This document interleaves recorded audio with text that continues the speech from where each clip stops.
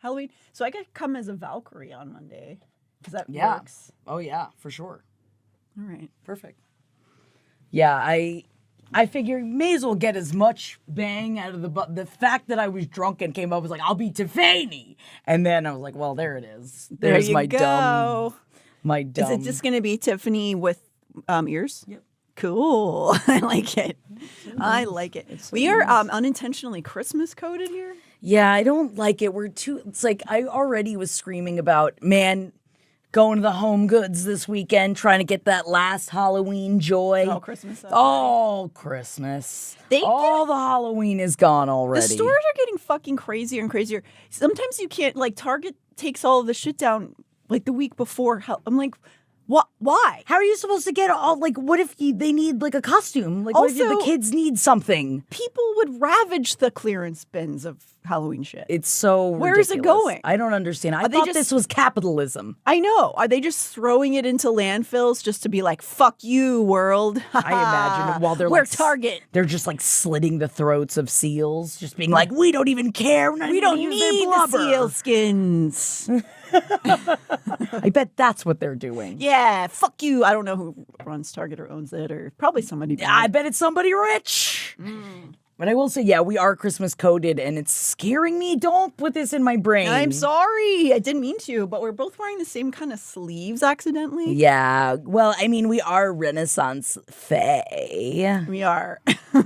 Very accurate to whatever made of time this is. Well, Lord knows. I mean, we only get glimpses into the fashion. We don't know what they're wearing all the time. It's true. And I would imagine it's just these little ragamuffin mini corsets. Yeah, I mean, I'm wearing an apron. Look, I got an apron now. No Dr. Shots no more over here. Where did you get this apron?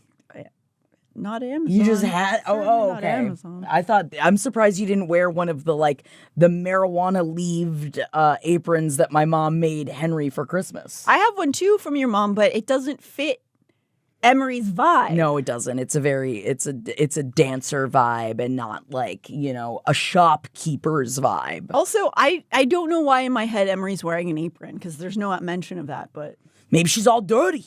And you don't want her to be dirty no more. I just assumed she was like, scrabbling around and is a shop owner and didn't want to get her dressed. Don't you get covered in fur? Yeah, and like leather dust. Yeah, leather dust. I know what happens in these places. Oh, don't even get me started. Oh, shopkeeping. You should have seen. I was trying to poke a hole in a belt because I needed it to be tighter, but I was out of space on the thing. I needed a new hole. Oh, yeah.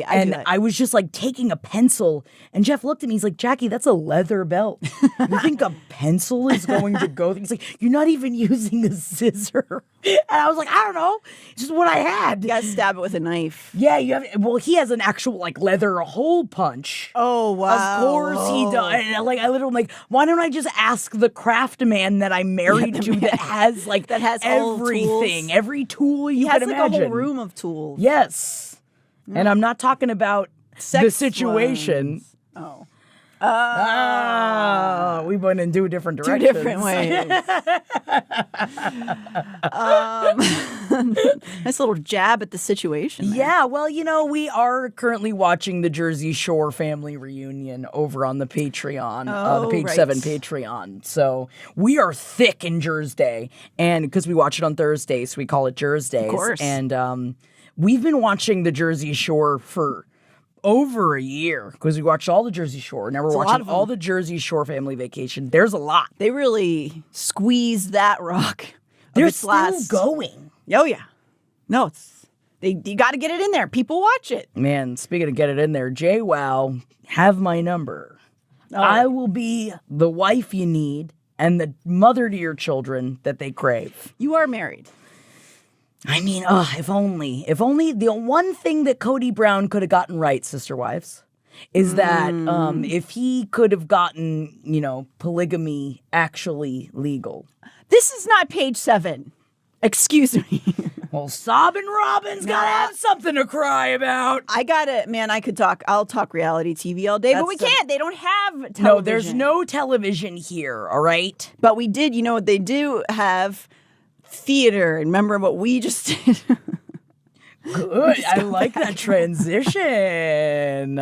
We did, and not just theater of the mind. We did theater of the body as well. We did. That was very fun. We did and we did the LPN show last week. It was a blast. We were in San Diego. It was a super fun time, and we did an ACOTAR. We did live ACOTAR, and it went poorly. No, it didn't. Everybody loved it. It went poorly in that it was funny yet not done great. Yeah. Well, it's new material. Anytime you're on stage with new material, you don't know how it's going to go. Well, you were great. You were great. Well, thank you. We had maybe 1.5 rehearsals of it, and so our cast did their very best with the nothing we handed them, and so there was a lot of confused entrances. To be fair, and the cast was Eddie and Henry don't know anything about, and Amber and Carolina and Fernando and MJ. Yes, yeah. And none of them knew anything about the books. No. So they did a really great job for not knowing no, it's 100% my fault. You stuck. But my favorite thing that happened was I got all their costumes together beforehand, and we, our husbands know vague things about these books. And so Henry has caught wind through the span of time that the Fae wear masks, and he didn't have a mask in his bag. And so I think he thought that I just had forgotten about it or something. And so he went, without telling me, and had somebody pick a mask up for him. And I didn't know until he walked out on stage with a Phantom of the Opera mask on as Rizan. I will say he got Rizan's swagger down pat. Oh, he was great. I noticed that swagger. And I would say Rizan embodies some Phantom of the Opera energy, but not the same grotesque undermask I face. love that he had the mask on. It's only supposed to be the spring court that has the masks on. And it was a fun surprise. He tried. It made me think of it made me feel like I was an 11-year-old when the dad's trying to be like, no, I will watch Friends with you. Oh yeah, for sure. And finds a friend shirt, doesn't really know what the joke is on the shirt, and you're like, yeah, oh yeah, okay. It's just the one with the kids on it. Yeah, and you're like, Dad, that's not a Friends reference. Yeah, Dad. No, you don't understand me. And it's because Henry didn't even read the first book. At least Chef read the first book. He tried to connect with us. But it was very cute. I will say Jeff did give up right after the first book, but he did try. He tried. He didn't even get to all the fucking. This is exactly what I was saying. It was you don't even understand. And then I have multiple times explained to him what happens in the rest of the books. Yeah. I'm pretty sure that he's now in protest not reading the books. Yeah. Quit telling me the story. Yeah, he loves to hear me talk. Doesn't he, Jeffrey? Uh-oh. No, we had a really great time, and thank you to everybody that watched Beach Blanket Bingo because we had an absolute blast, and Natalie had 17 wardrobe changes that were perfect. Oh my gosh, thank you. You crushed it. You crushed the narration. Our Feyre, that is. Oh yes. I'm sorry. Yes, hello. I'm sorry. Yeah, Jackie narrated. It was blast. But you do look like my little Christmas elf friend. We're little Christmas elves. I hate that we're wearing Christmas colors. We are. We're not wearing ears, though, because Emery doesn't have pointy ears, because Illyrians don't. That's right. I have Faye ears on under my wig. Yeah. Wink. Let me see. Let me see those ears. I can't. My hair's glued to my head. Oh, no. That's just fun, though. All right, let's go. Let's go. All right, let's do it. We start chapter 10 with Nesta finally having an old appetito after making some new friends, question mark? Because if you'll recall, we met Emery and Gwyneth in the last episode. This is big for her. It's so big. And I'm dressed as Emery, even though Emery doesn't appear in this episode. In this part of the book at all. That's good, because I was going to call you out for it. I know. She's not even in this part of the book. So don't even Don't even fucking at me, everyone. Take those wings off. I strip you of your wings. No, her father already did. Oh my God, you want me to clip them for you? Clip, clip, clip, clip, clip, clip, clip, clip. You're a lady. Clip, clip, clip. That's so sad. It's very sad. I just took away her freedom. You but did. Look at how easy it was. You only clipped one though, so I think I can fly in a circle. Aw, that'd be kind of cute. I mean, Jeff has threatened in the past to take away my shoes, so I can't leave the house. That is scary. He means it. That is a very scary. No, he's just joking. Also, you could still leave. Yeah, well, I mean, that's the joke of it, of just that's what's been keeping me from... It's the shoes. The shoes. So she gets back to the House of Wind after this very productive day she's had, and the house rewards her with bringing her a piece of chocolate cake. Decadent and sensual. I wish you could be eating up the crumbs off low. Cassian's chest. I'm again not a food is sexy kind of girl. No, personally. no, I just like to eat. Eating is separate for me. Yeah, I'm not in the mood to have sex and eat very close, like one another. They should be very separate acts, you know? No, it's why you always bang before you go out to dinner. That's what I think. You got to, and then you ain't got to worry about it after you're all full. Then you can eat whatever you want. It's true. I don't find that attractive. It just makes me think of bodily functions. When your body's all processed and all the food. It's making up top and it's making down below. Ew. And just as she's about to eat that chocolate cake, suddenly Cassian appears behind her. Interesting how they are intertwined. Huh. He accuses her of talking to herself because he caught her sort of chatting with the house while she was eating, and she's surprised to learn from him that the house doesn't tend to speak to other people. Oh my God, they're friends. Talk about another friendship. Another friendship. Toxic friendship, bringing y'all your stuff. I guess the house doesn't bring her alcohol, so it's not that bad. Yeah, and like gives her like water and stuff like that. A piece of cake. Have a piece of cake. Have a piece of cake. Oh, I tell you what, yesterday I ate a piece of chocolate middle of the afternoon. Oh, and it was delightful. I love doing that. I'm being a Kathy.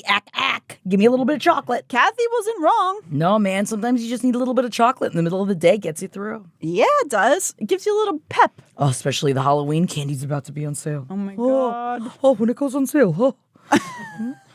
Although maybe it won't be there anymore and it's just going to be Christmas candy. What the hell's Christmas candy? Candy canes? Yeah, I guess it's sucking blows. Sucking blows? Because that's all candy canes are for. So you can suck on them and look at them and go, I'm sucking on it like I'm sucking on your weenie. Yeah, that is true. It's like a cute girl thing to do in high school. Be like, hi, don't think about penises right now or anything. I always wanted to be that. I really did. I know that, now I wanted to be it so bad. Like I wanted to be the person that I licked a lollipop and someone went like, oh my God, it's like she's licking a penis. Like, oh, do you see her licking that blood? But no, it's just always my mouth was all blue. It's like, somebody liked it, I'm sure. I guess. I mean, I'm married. One person liked it. That is how you started your first date, I remember. Yeah, man, just sucking all the... You were there. You were literally there at our first date. I was.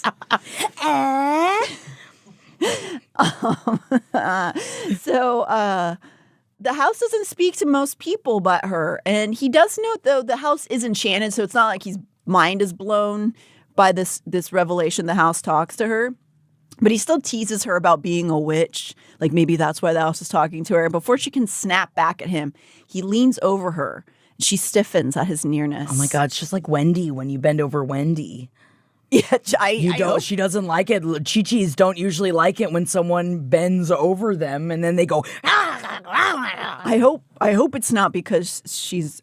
I don't even want to say the words. Never mind. No, this is not sexual. I meant it separately. I meant when she tries to protect you, Natalie. Thank you. Because if you go near Natalie and they're both sitting on the couch, Wendy will go. That's Chihuahua. That's Chihuahua for you. But so she's sort of like. Oh. But he's reaching over her to help himself to her cake. Oh, yeah, but also, fingies off, bro. Somebody tries to touch my cake? Knife. Well, I mean, that's sort of what his goal is. She's irritated. He's doing it to irritate her. But she's irritated, but the sound he's making while he eats his first bite, quote, travels down her bones. He's just going, yum, yum. Yum, yum, yum. Makes her all wet. And she's like, what does that say about me? Yeah, oh no, I have to explore this. She won't let him know, of course, that it's shaking her core a little. He teases her again as he's eating this chocolate cake, trying to encourage her to take the fork out of his hand. As you know, if she's as mad as she lets him know, you should try to stop, why don't you stop me? Stop me then. He explains that there are many ways to disable a weapon and overtake somebody, even as big and muscly as him. And he again encourages her, if you train with me, you might be able to get this fork back. I get where he's coming from, but still, don't touch my cake. I mean, she's like not protesting that much because he's like real close, Yeah. And then he only glares at him as he's saying all this, doesn't respond, and he puts the fork down and allows her to finish her half-eaten dessert. And when he walks away from that, so he's sort of doing the reaching out your hand thing, where he's like, "You could train, and then he just like leaves her with her thoughts, and it's almost like they kissed because they shared a fork. That's why I don't think she cared. I think she was like, "Ew, gross." Ew, and then she's all like afterwards, and trying then she's to get like, a spit. Yeah, kissing the fork. Have you ever? I mean, you used to kiss the mirror, right? You ever go through that phase? Sure, I did. When you pretend like you're looking at someone and you'd like kiss the mirror. And then I remember having to like sneer, but then like, I wonder what my mother thought I was doing with the mirror, where there's just these smears all over the mirror. You think she didn't kiss her mirror? I mean, I don't know. Have people, I feel like it's the kind of thing where like I'm asking, I even was embarrassed to ask you as I was asking you it, because I feel like it's the kind of thing you don't really talk about. I mean, why? Because you were like 27 at the time. It was last week. And I was like, oh, Jeff. Jeff's like, I'm right here. What are you doing? You can kiss the real me if you want. I like me or Jeff, who looks like Jackie. Yeah, it's a little like me, but it's a little like you. But I smear his beard balm all over my face, so my face is tacky to the touch. You put a fake beard on and kiss yourself. Yeah, but not the real Jeff. But not the real Jeff. No, he gets many kissings. No, I'm sure I did. I didn't get my first real kiss till I was like 15. I was like late. Oh yeah, me too. Is that late? Is that late for first kisses? All my friends had already kissed a boy. I feel like most of them were lying. No, I definitely did. They were making kiss? Middle school, yeah. Middle school, first year. Kiss in middle school. Yeah. First year, like freshman. So I was like end of freshman year for me, which was like later than most of my friends. Yeah, whatever. She's married now. Yeah, so she can kiss whenever she wants. You idiots. It's funny because probably most of them only kissed the first time like 7 months before me, it felt like in forever. Years when you're a teen or a tween, that is an eon of time. You're like, oh God, it's almost summertime and no one's kissing me. What am I going to do? Oh my God. Yeah, you got to get it in there. But now it's you blink and it's Halloween is next week. So, are we aging frontwards or backwards? Where is the little girl I carry? No, Natalie. Don't go down that. Don't go. Don't. Go, don't go. Did you just short circuit? I did. I was trying to say don't go down that road, and I just literally couldn't say it. So, so after her dessert, later that night, she reads a romance novel until she can barely keep her eyes open and then makes her way to her bed. We see a scene here of the house caring for Nesta as she shivers under her covers. The house warms up the room and then obeys when Nesta says, please don't start well, she doesn't say please. She says, no fire. Lord knows she doesn't know the word please yet. No, not quite. Soon, though. She will learn. Even still, Nesta snaps awake in the night, even after all the care from the house. She's had a nightmare of all the worst things, that have happened to her as she's been dealing with these cyclical, intrusive thoughts. Elaine going into the cauldron, her father's neck snapping, but her father's eyes looking at her lovingly in his last moments is what finally sends her shooting to consciousness, nauseated. She obviously has not processed her lack of closure with her father. Yeah, well, I mean, maybe try not to make eye contact with your father as he's getting murdered. Did she consider that? No, maybe think about that. So if you know that that's about to happen, try to at least break the eye contact, or else you're never going to sleep ever again. Okay, good advice, as always. Something that we can learn from Nesta. Something we can learn from her. She panics at the great power as it tries to surge inside of her, as all of these fears are coming to the surface, she wakes up. Her powers like called, almost like it thinks she's in like mortal danger at the moment. She chastises it in her head, go away. This isn't real, go away. The power sort of slowly recedes. She decides she really needs a drink, and regardless, she has to escape these thoughts, and only one thing will help her. Step descending. Man, it is just when your brain lies to you that the booze will fix it and the booze will make it go away, and you're just like, that's all that will do it. Sometimes it does for like 2 hours. Yeah, I guess, and usually that's because I'm so sick. And that's why I'm not thinking about the things that I don't want to think about. That's the main draw, I think, of alcohol. Is it just makes you feel kind of good for a little and then real sick for a while. And that's all you can think about. I don't know if it's just my 36-year-old brain that, like, I just can't even. I'm like, it's not worth it anymore. It's not worth what it does to my belly anymore. Drinking? Yeah. I'm a white wine bitch. I can't help it. I mean, I won't say, the white wine. I don't know what happened. I've lost control of my mouth. It is not my own anymore. I can't even apologize for what comes out of it for the rest of this episode. That's all right. I love it. Maybe I'm possessed. Possessed with the need to descend stairs. Yeah, man. Take me down the stairs. Take me to booze. I know you can take me to booze. And then you take me to booze. Maybe that's a good rule of thumb. If you want drinks, you have to get on like a Stairmaster for like 30 minutes. Drink while you're on the Stairmaster? No, you got to finish and then you can have alcohol. Like you're going upstairs to get alcohol's at the top of the stairs. Ooh, gotta get it. Gotta get it. Please, that's actually probably really healthy. I was going to say, I think it's a really sad. Like if I found out you were doing that, I'd be like, Natalie, let's talk. No, let's have a bad sister conversation. I believe that's sister. No, we're a little bit different. A little bit different. Even so, her cascading thoughts follow her as swiftly as the echo of her footsteps. Whoa. Her father's last words, Elaine screaming as she shoved under the surface of the water in the cauldron. She's running and running down the stairs. Suddenly, she loses her footing and begins to tumble. Ugh. And man, that's gotta hurt. Ugh. You gotta figure out some way to stop because 10,000 steps stair fall, it's not gonna be covered by the union. I don't think so. What is it, Fay-Aftra? I guess I think it would be SAG Fatra. SAG Fatra. I don't even think we're allowed to. I think we just crossed the picket line. Oh no, we just became scabs just by saying the words. Now. Yep. So down she goes, head over feet, spinning and spinning, bashing arms and knees and shoulders off the hard stone. Ow, ow, ow, ow, ow, ow, ow. She flung out a hand blindly, nails biting into stone.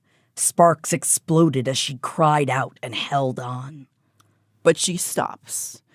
And in the silence is immediately filled with the barking of all of her new injuries. Arr, arr, arr. The coppery tang of blood filled her mouth. Something wet and warm slid down her neck.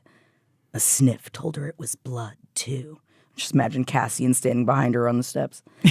And her fingernails, the ones gripping the stone steps. Nesta blinked at her hand.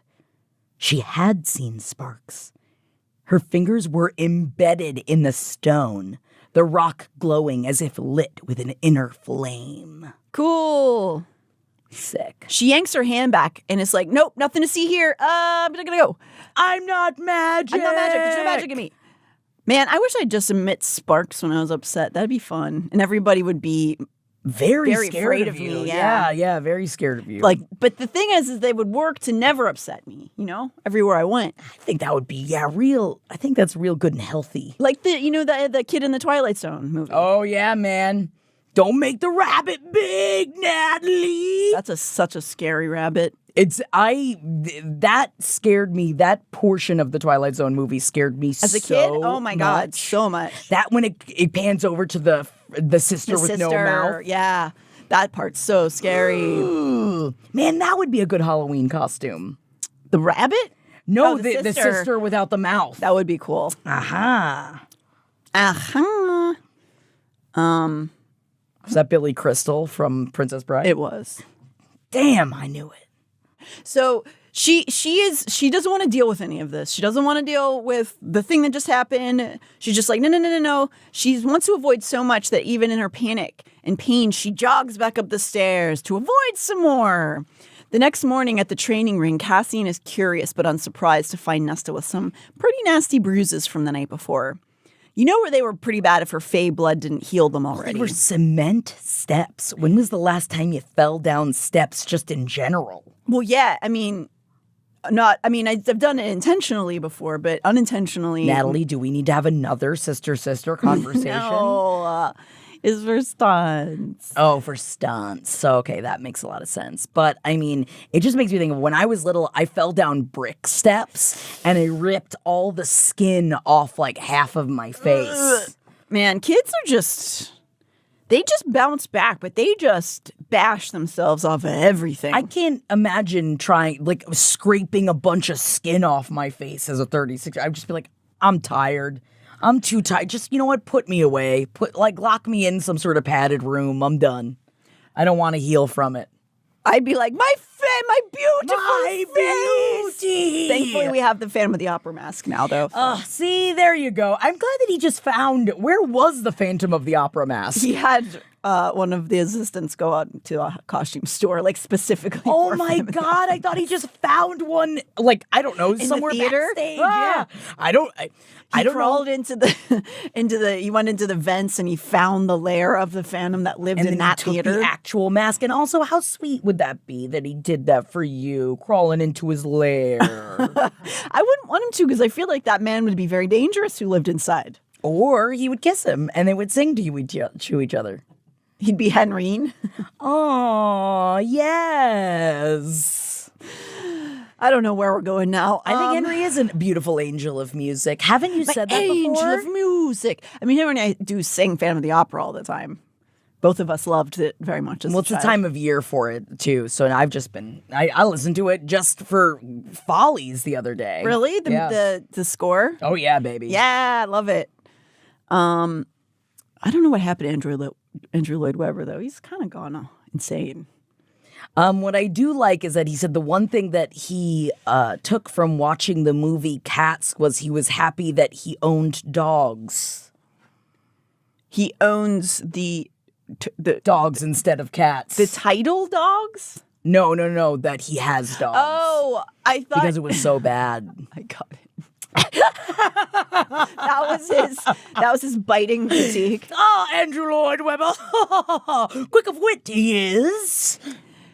I don't know if he really is quick of wit. He has a lot of thoughts now. Yeah. And I told you already. Well, I mean, I'm just going to go ahead and do it. How old is Andrew Lloyd Webber?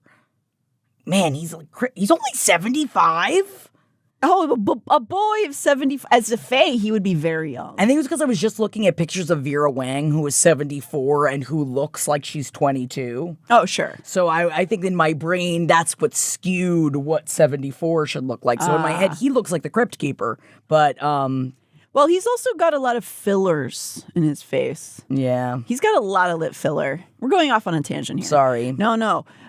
Yeah. I mean, I told you before, we saw the sequel to The Phantom in theater. It was not good. Oh, he didn't write it? He did write it. He did? Oh, yeah. No. Yeah. Why would you keep going? Why not? Continue a classic tale. Why would you keep going? I didn't know he wrote it. Oh, yeah. Oh, my God. Yeah. It's bad. Well, I'm glad you got to see it, and I'm glad you know. It was one of my favorite dates because we were laughing the whole time. I bet. It was really fun. So Nesta tries to play it off. You know, the next morning we're back at the training ring the next morning. She's trying to play it off to Cassian, but he tells her he knows that it was injuries caused on the staircase. In fact, he knows she fell down about 30 steps, and that is a lot of steps. That's a lot of steps. And I had to look it up. The average staircase in a home is like from the first to second floor is 13 to 15 steps. So it's like 2 staircases in your house. And made of like, weren't they like stone, foot high stone. Yes. She's pretty shocked he knew, but she shouldn't be surprised probably because he was tasked with watching her, so he wouldn't know about things like this. Are you watching me? Before he could answer, She spat. You were watching and you didn't come help? Cassian shrugged again. You stopped falling. If you kept at it, someone would have eventually come to catch you before you hit the bottom. She hissed at him. Which is a good sample selection of their dynamic. He would have, of course, rescued her if she was in real danger, but probably he wanted her to figure it out for herself. Probably also thought she deserved to handle it herself a little bit. And also showing that he is not snowed by her and her bristliness and her brashness, that he'll take her down a peg when she needs it, which is not a thing a lot of people are brave enough to do. But also I just love how like she hissed at him, and could you imagine her actually just go like,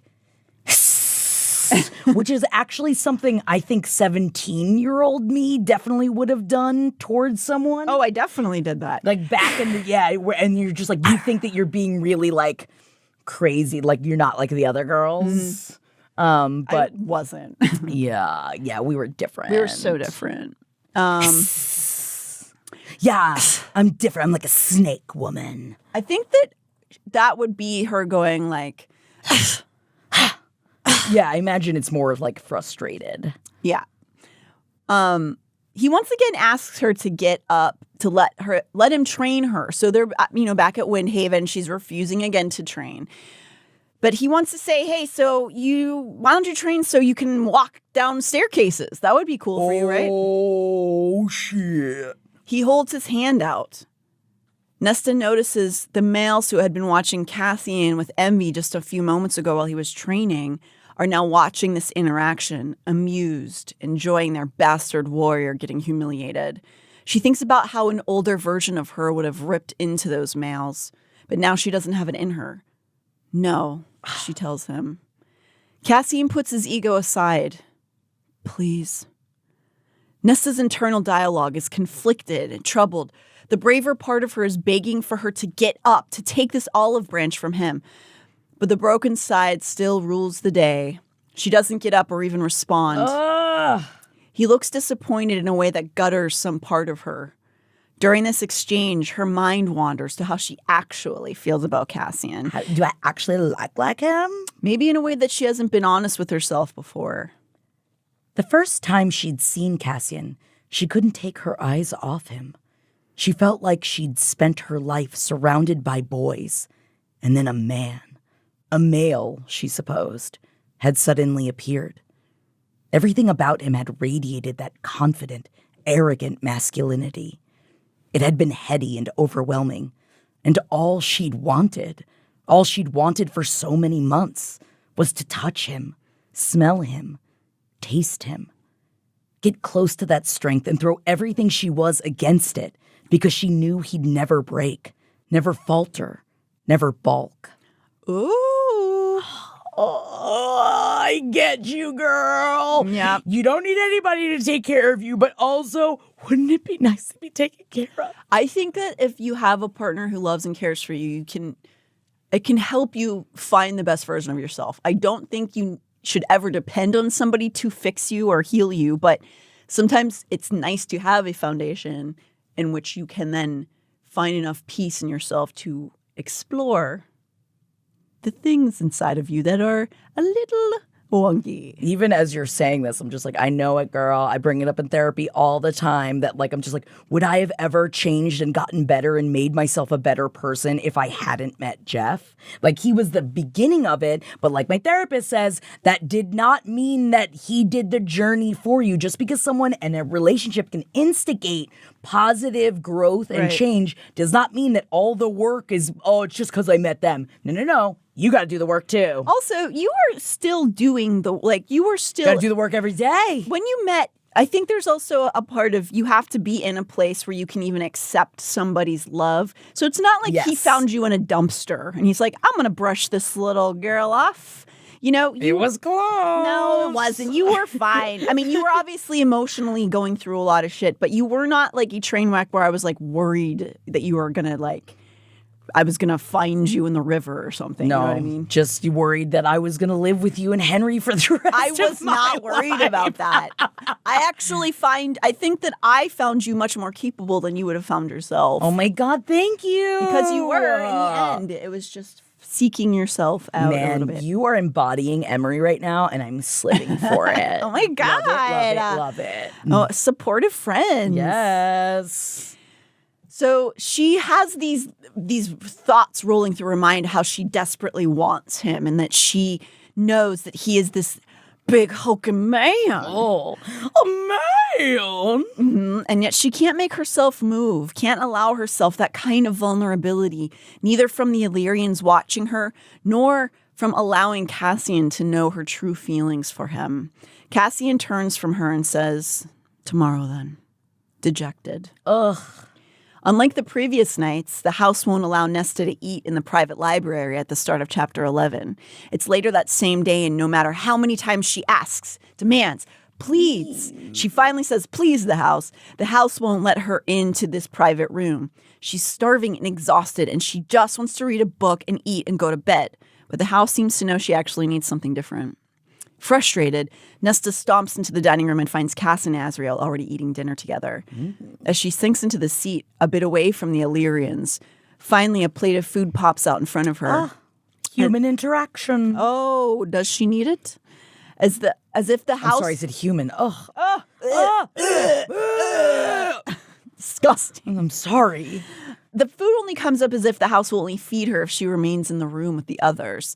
She knows if she gets up to take the food away to another room, it will disappear. She enters as they are in a mid-conversation, and we learn here that Azriel is going to be winnowing in and out of the House of Wind to spy on the other queens instead of staying nearer to their lands or somewhere in Belarus. Because we're so wrapped up inside of Nesta and Cassian's head right now that like I forget that there's all this other stuff that is continuing to happen, but they're so wrapped up in their own, and it's like it really reminds you that everybody's brain, like the only person you're really thinking about at the end of the day is yourself and how you interact with other people. It's true. And so that can be like both kind of stressful, but also if you think about it from the other side of if you did something that you are like so mortified by, or you like are going over and over in your head stuff, other people are not thinking about it. No. They're thinking about whatever they did that day. So you don't have to be that worried about if you've, just those sort of, I get in those cycle thoughts of just like the worst thing I said, or like I said something so embarrassing like 6 years ago and suddenly it's just like in my head and I'm like, fuck! Yeah. Right as you're about trying to go to sleep at night. Yeah. Every awkward interaction you've ever had with somebody. All pops up, doesn't it? But you know what? Nobody's thinking about it. Nobody else remembers it, literally. Unless you like shit on their face or something, if you like you have diarrhea on somebody's face somehow, they'll remember something? that. Is this another thing that we need to discuss? No, I've done many embarrassing things, including vomiting, but I've never pooped or peed in public accidentally. Definitely thrown up a lot though. Yeah, man, I'm a bit of a pukezilla. I don't want to brag. Hell yeah, I'm pretty good at puking. So, as is talking about how everything's really dangerous, like he implies that the risk that was brought by Vasa warned basically Azriel that there was going to be a lot of danger with the other human queens. Dangers afoot, you could say. But Nesta's more focused on her memories of Vasa because as they're having this discussion, the two Illyrians, she's like, oh, Vasa? And then she remembers Vasa describing her father as this wonderful man because if you'll recall, they went on their own side quest. And like Vasa and the Archeron father, Daddy Archeron, they had a whole other book. Bro, you think they kissed?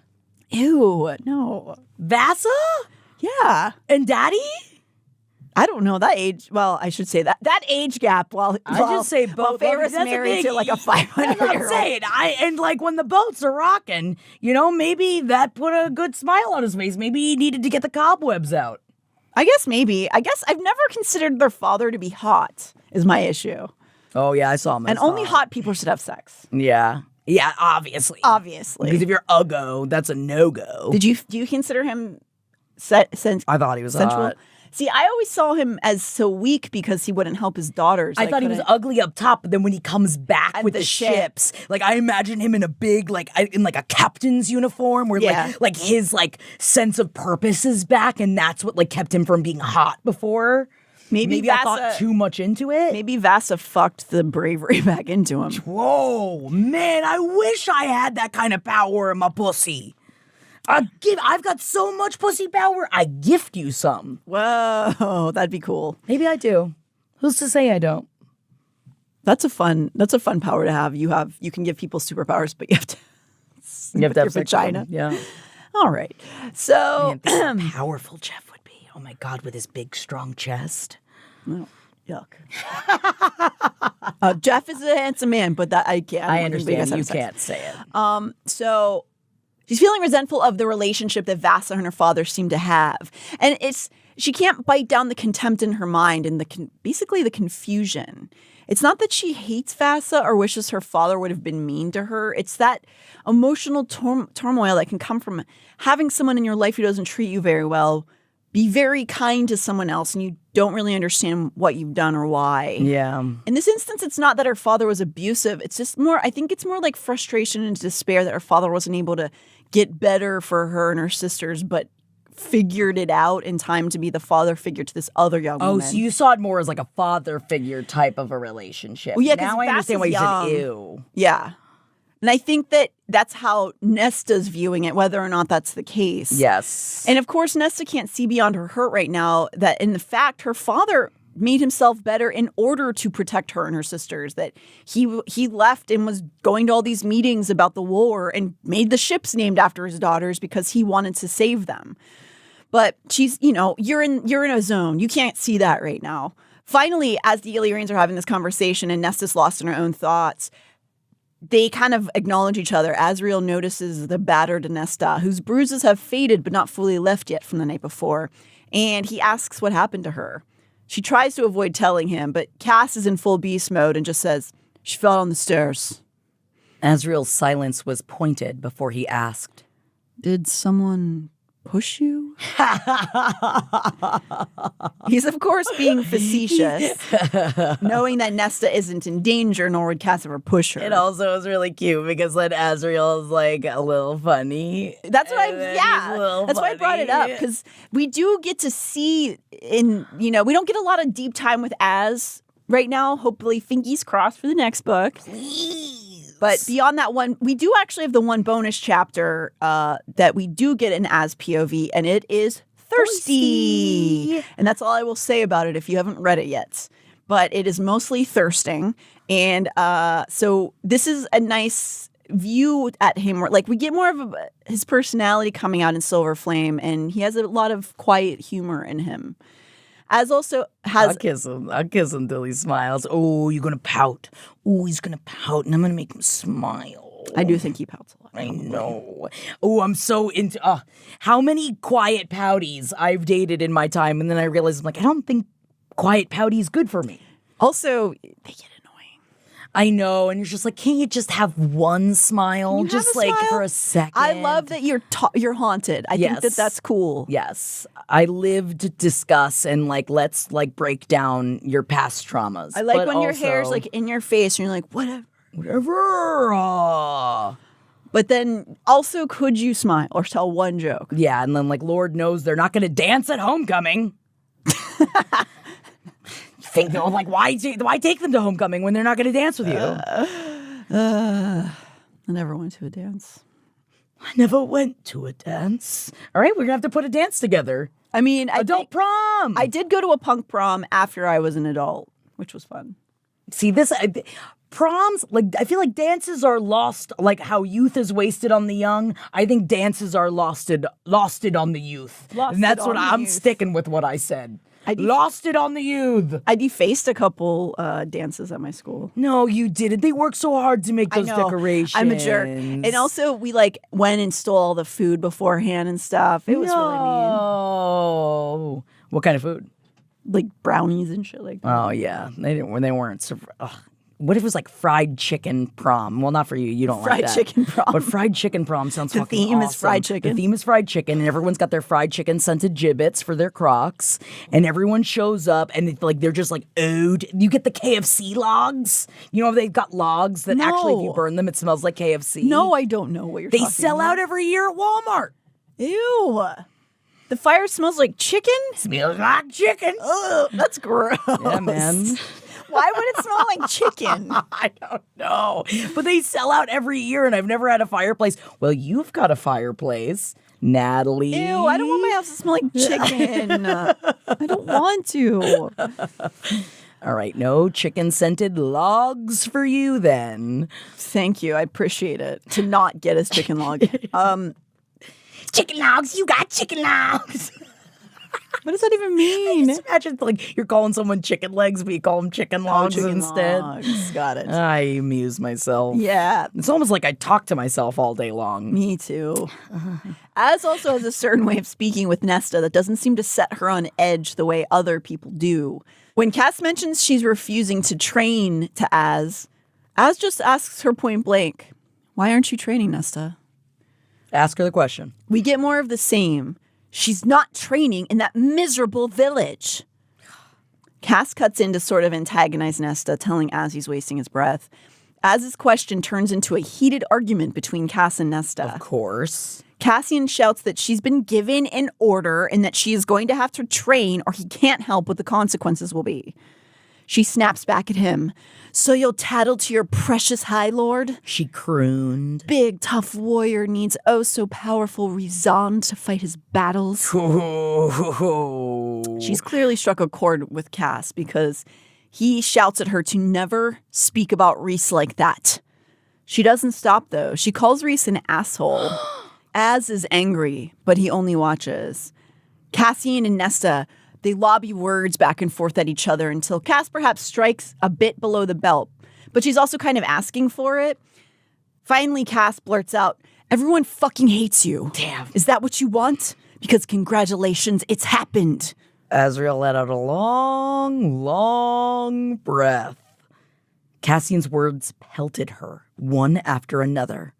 Hit her somehow low and soft, and hit hard. As much as she wants to act uncaring, flippant, and disgusted, this hurts her. She acts as though she wants this, she wants to be pushed away, wants to be hated. But the truth of the matter is that she could have gone somewhere if she really wanted to be rid of them all. Feyre would have given her money to live somewhere else in the Night Court. She could have disappeared and they would have let her go even if they didn't want to. But some part of her remains close by, causing pain as though it's the only way for her to cry out for help to anyone. Oh, girl. So she, my point is, there is this part of her that is begging to be protected and saved and kept with them. Like, she wants to be a part of the group. Yeah. But she just I don't know how to ask you these things, so fuck you. I don't know. Well, because if you think about it, being a part of a family is difficult. It's hard to learn how to be there for each other. And if you've not grown up with that kind of support, she wants it, but she doesn't know how to be a part of it. So she doesn't know how to properly emotionally communicate her needs because she doesn't even know what she wants. And that's what I like about being in her brain. She doesn't even know what she fucking wants. No. She doesn't know why but I think we've all had moments in our life when you're why am I being such a bitch right now? Right. Stop being a bitch. Please stop being a bitch. And then out of your mouth just comes horrible things. And you're just wanting to catch that and be no, please don't say that. Too late. It's too late. Yeah, for sure. And she's in this mode. And I think that is really in these moments when he actually says the words, it does strike her in a way that she didn't like. Yeah, it's hard to hear. Everyone fucking hates you. Even though she acts like she's trying to get that to happen, So she starts to fling words at him like a shield, but he stops her, tells her he's done with her. This makes Nesta start, but she tries another angle and almost in a panic brings up how glad she is Cassian won't be, quote, panting after her anymore.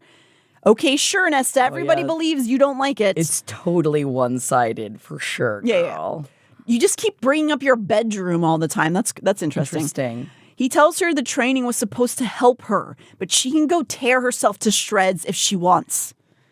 And And she says this exact phrase again, as though she can't fully tell him what she means, but is desperately trying to get a point across. I told you I'm not training in that miserable village.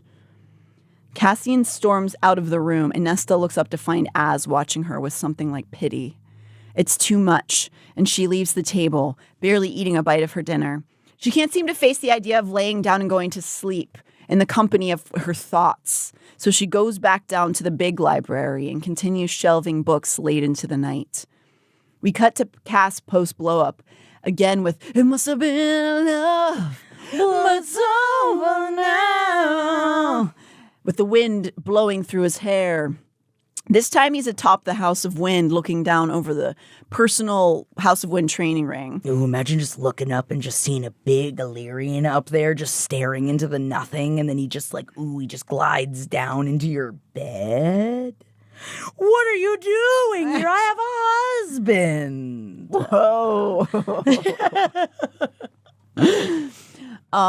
So yeah, he's up there. He's mentally beating himself up for yelling at Nesta and telling her to fuck off, essentially. Like, he's basically going, "It's so stupid. I fucked up, man. Ugh." It's not really what he wanted to scream at her. He was frustrated and he was hurting. Suddenly a voice appears next to him. "You're not the brooding type." And our girl Feyre's making a cameo. Man, it's like I almost forget about her in this book. I know. She's really not present in much of it. No. And so it's like a visit from an old friend. It is. Someone that you've lived inside of their head for so long. Yeah, like an old friend where you crawl inside their brain and you move in. Yeah, like bugs. Like little bugs. But yeah, so her showing up next to him, it's a very sweet image, the two of them sitting side by side with their feet swinging over the edge of the roof they're sharing. But I will say also, I'm pretty sure he's definitely the brooding type. Of course he's done it 100 times in these books so far. Yeah. He's always brooding. Remember he went to the village where his mom was killed and he just stood there and brooded last book? But at least he's feeling it. Mm-hmm. Do it. Brooding Work through it. Is feeling things, I think. Yeah. She tells him that Rhys could hear him thinking quite loudly. And so she came to check on him. Cass is surprised to notice that she still has the invisible skin shield all over her. Feyre says that Rhys is insisting she practice breaking it as a measure of safety with all that's going on. They sit and discuss the progress with their spying, updating on each other on who's doing what right now. We get some info in this scene, but the real point of this interaction seems to be to show their special bond and also the goodness that's inside of Cass. And the fact that they are, like, at this point, they are family. And I think that, like, showing especially the difference between the interaction between Cass and Nesta and then Cass and Feyre is a really good, like, juxtaposition, especially like when it comes to, you know, fitting inside of a family and how a family talks to each other. I think this is a really, like, cute scene. Oh, yeah, I love this scene. And also, they share that special bond that Cass brought up in the last book of they both know what it's like to be starving and to struggle in that way. And so they have that little connection, too. And I think that makes their friendship, like, kind of special. You been hungry? I've been hungry. You been hungry? Remember he like saw friends. her rib painting? Oh, yeah, man. And then he knew, man, that girl's gotta eat. You gotta eat, girl. So we get some info. I just imagine you saying that as every person enters into our chicken scented themed dance. No, absolutely not. Will not be there. You gotta eat, girl. I just wanted to record you on that and just put you on like a doormat so every time someone steps on it, you gotta eat, girl. I can do the recording, but I'm not coming. Oh, come on. You like the smell of chicken, don't you? Not really. You veggie. You're a veggie. I just never did. Meat always, even when I ate it when I was a kid, it always freaked me out. You never liked the scent of it? Just all of it freaked me out. I think it's because the second I saw, I think I've said this a million times. If I could see veins and stuff, I was like, that's a thing. That was a thing. Like, I got you. It was a body. That blood coursed through it. Yeah. It's a body. Then I'd throw it at my grandma, and it was always a big problem. Whoa. Yeah. So yes, and also in the scene, like you were just saying, like he can be really, like, you know, kind of like combative with Nesta, but there's goodness between all of it. He's just like a very good male. And I also found this passage in this scene interesting in this exchange. He knocks his wing into Feyre in an affectionate way. It's not sexual, but he goes on to note that we've already learned, which is touching of wings or wings reaching out and touching is not a gesture that's taken lightly, that the touching of wings means something.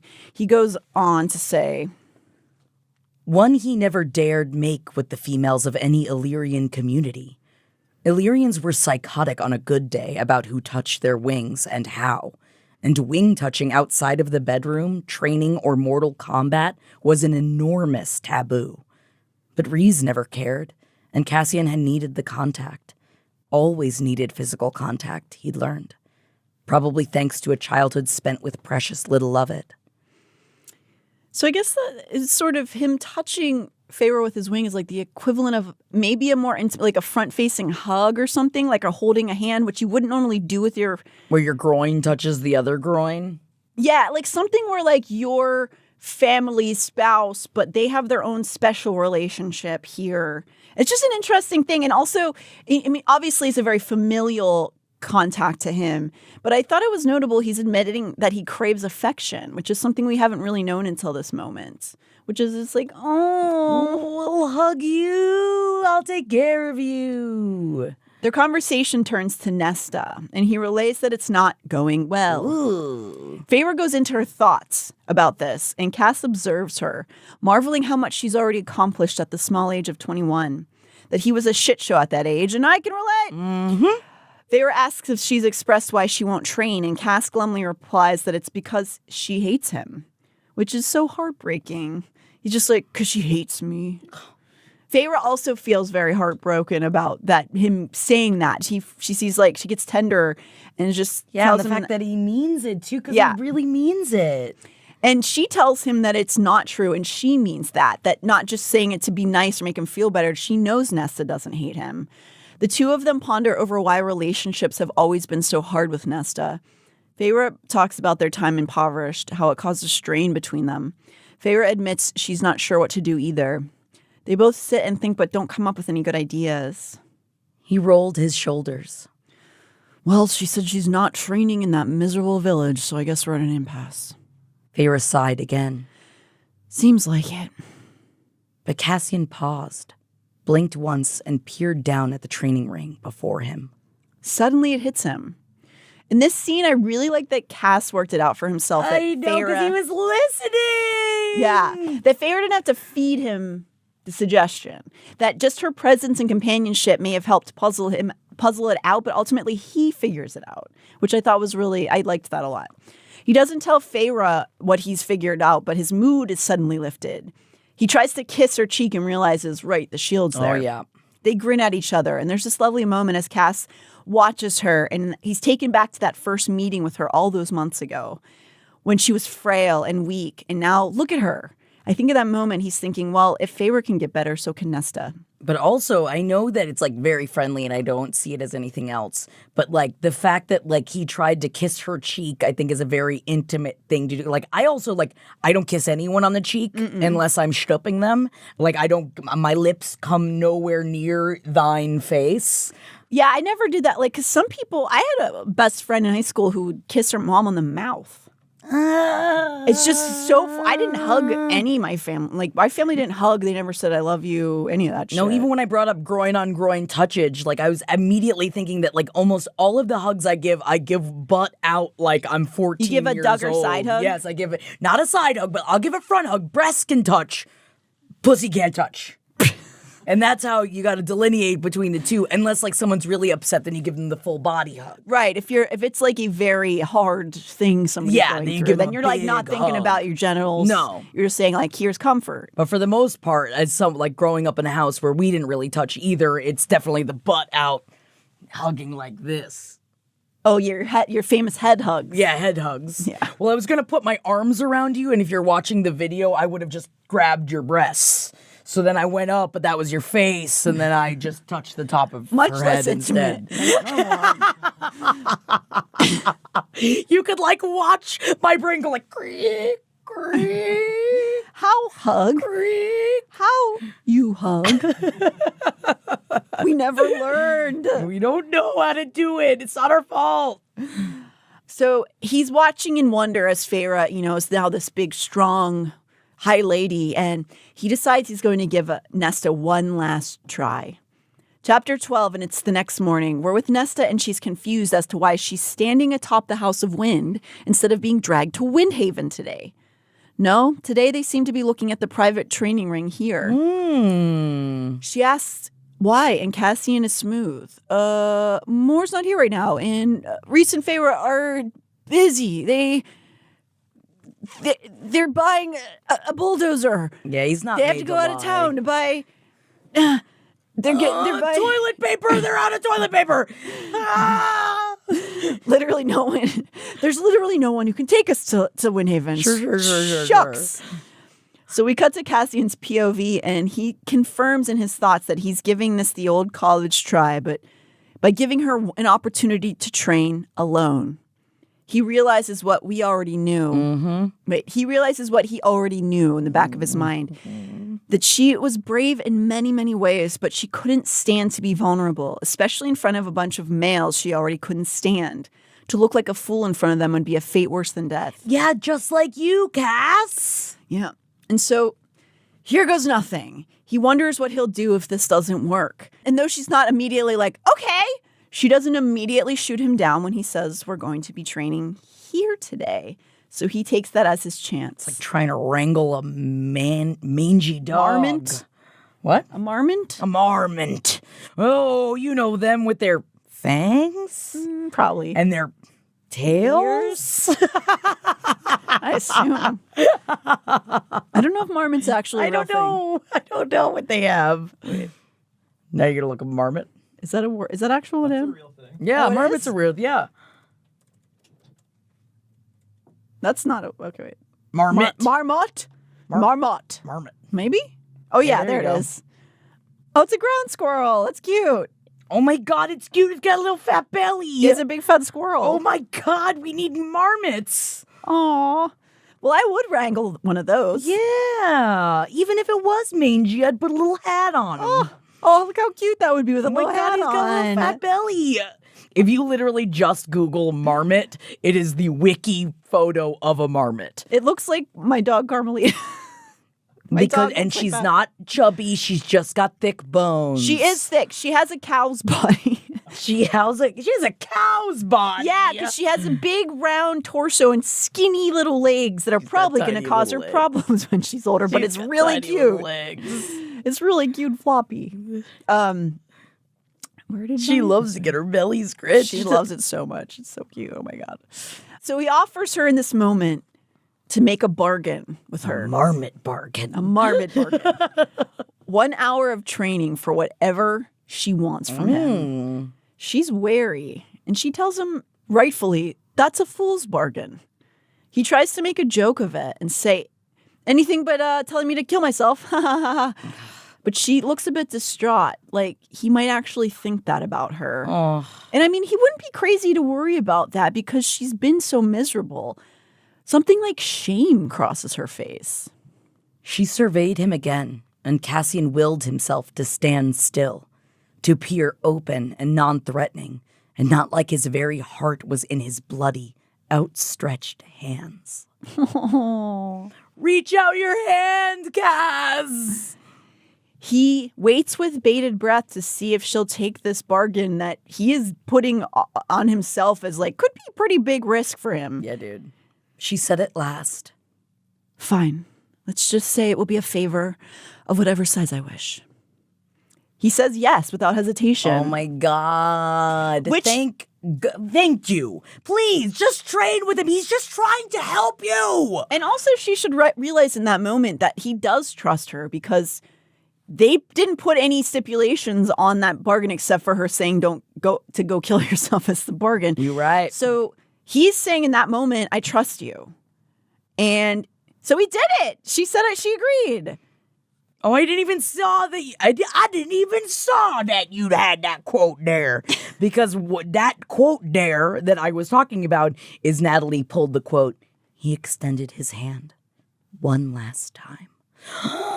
Oh, he keeps extending his hand. They may fight each other. And this time she reaches back. Oh. Now, fairy bargains are just a little bit different, if you'll recall. They're just a little bit different. Mm-hmm. When they shake on it, magic flows through the bargaineers.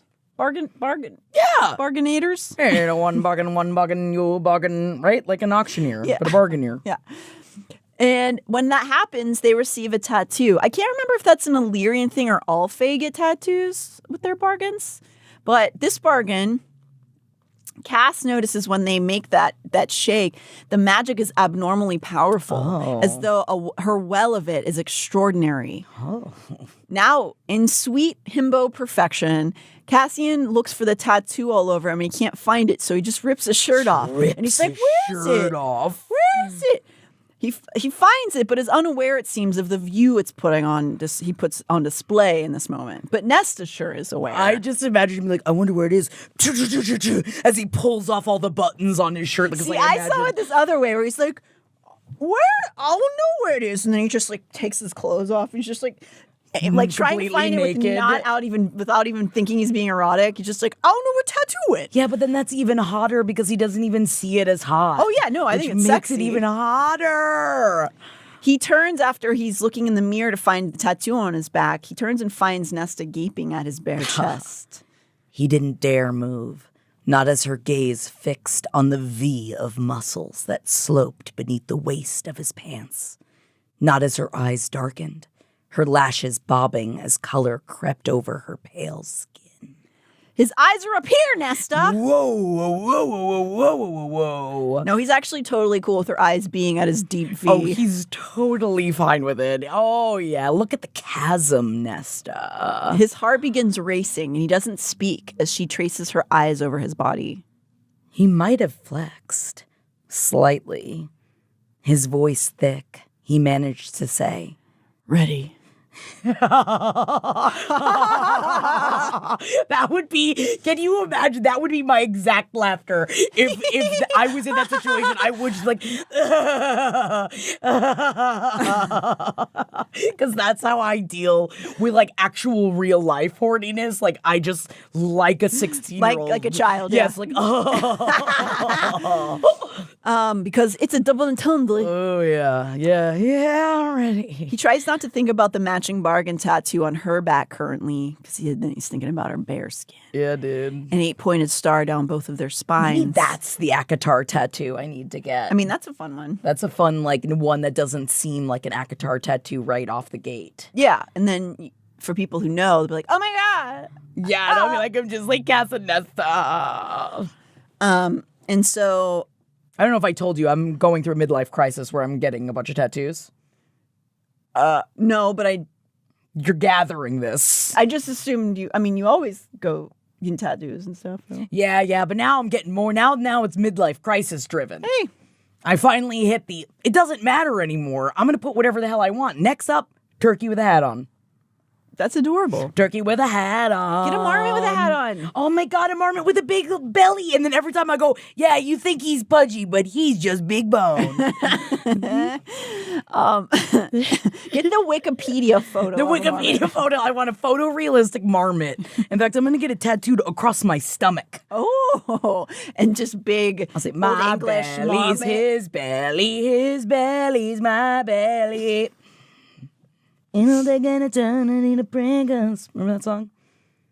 What was that? I think it's J-Lo. Your love is my love, and my love is your love. I don't know who that is, actually. It might not be J-Lo. God, but she looks great in that new lingerie line. She always looks great. Man, did you see her new lingerie line? No, but I'll check it out. Bobbo, I'm in trouble. She's never not looked hot. Nah, dude. never drinks, no sugar, never eats carbs, Ain't worth it. works out every day, no caffeine. Nothing. No, I'm good. Not worth it. I'm fine looking I'm the good. way I look. I'll stick with this. Not doing it. Just put a wig on. That's what I say. I'm like, put a wig on it. Oh, that's your Yeah, that's all I your got. health advice. Put a wig on. Have a coffee. Put a wig on. I way ahead of you. Way ahead of you. So we cut to Nesta's POV, and we do indeed learn from her firsthand that she is more comfortable here in this ring. Maybe she doesn't even fully understand how much she needed the privacy because she definitely needed it. Maybe it was like subconscious. She didn't realize it. She curses herself slightly for going into a bargain. But girl, we know you were excited. You're now bonded to him. Shut up. She's like, oh no, I have to now I'm connected to him. Cassian, I hate it. Especially just like owing him a favor.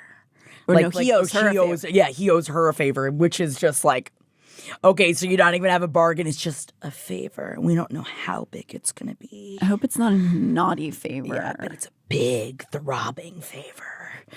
That would be weird if you called in a favor and you're like, you have to have sex with me. Yeah, I think that might. I think that'd be going against the consent lines a little bit. A little bit. I mean, but maybe not in between the two of them. I guess we're gonna have to find out.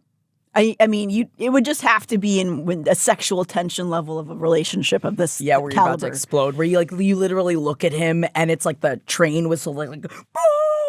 But then, in that case, then you're wasting the bargain because he would have just fucked you anyway. You're right. He would have just done it. Like make me cookies. Yeah. And then you could have hot, warm cookies after you bang. Whoa. Now that's a favor. Now that is a bargain favor. Make me cookies. We'll have to find out if that's what happens. Okay. Is it cookies? Is it cookies? She reflects on the view she just received, the view of his belly. Oh, yeah. And the V. And he notes that his body is perfection, even with all the scars. Of course, the scars just make it hotter. She ponders on what could have left scars that bad on a Fae body like that when his guts had been falling out during the battle with Highburn, and it didn't even leave a mark afterwards. Only rippling muscle and skin remained. Honestly, there were so many muscles she couldn't count them all. Muscles on his damned ribs. She didn't know people could have them there. And those ones that flowed into his pants, like a golden arrow pointing to exactly what she wanted. All right. Hey, we're in the ring here, Nesta. Oh, yeah. We gotta fight. We gotta grapple. I forgot. We've got grappling to do. In fact, a friend of ours, Manny, is big into jujitsu, and the other night was really selling Jeff on the idea that Jeff should get into jujitsu. And I was like, well, Jeff, you've got a bad back. Like, explain to me. I was like, what is jujitsu? And then Jeff started explaining it to me about how it's like a grappling of sorts. And like he started explaining to me jujitsu, and I was like, whew, you better stop explaining to me jujitsu, because I'm gonna have to come watch you jujitsu, I guess. You gonna be grappling on So other men? you're not going to take the class, but you're going to stare in the window. I'm gonna watch him jujitsu, and I'm gonna go, yeah, And Jeff get has him to go. down, baby. Jess has to go, I'm sorry, I guess it's my wife in the window. My wife, just like growling in the corner. Oh yeah, look at him grapple. I'm very into my husband. I don't know if you guys can. Well, I think glean that's this. nice. Yeah, thank you. She has to shake this off here. So we're Training talking time. about the golden arrow, just like Cassian, who's very appropriate in the ring when they're training. Yeah. And so she's like, okay. And I really got to give a shout out to SJM here for giving the feet people what they crave in this next scene. Oh, dude. Old Quentin T would burst out of his pants in the next chapter because it's time for toe training. Yeah, I'm not no king shame. Just No. I'm not a toe gal. No, but I'm glad if someone has toes. I don't think say she- God bless it. I don't think she put it in there for toe fetishes. No, but it just helped. I do feel like this would have struck a chord with those people. You know what I mean? A lot of talk about toes wiggling around, him touching her toes and stuff. Which is, toe training, feet training, ankles and stuff. It's true. In ballet, feet and ankles are extremely important and are the focus of most of the warm-up. But Nesta thought she'd be learning ninja skills, bow hunting skills, etc. this first day. No. Slow down, Buttercup. Not just yet. You got to start slow. An hour later, Nesta is a sweaty, wobbly mess because guess what?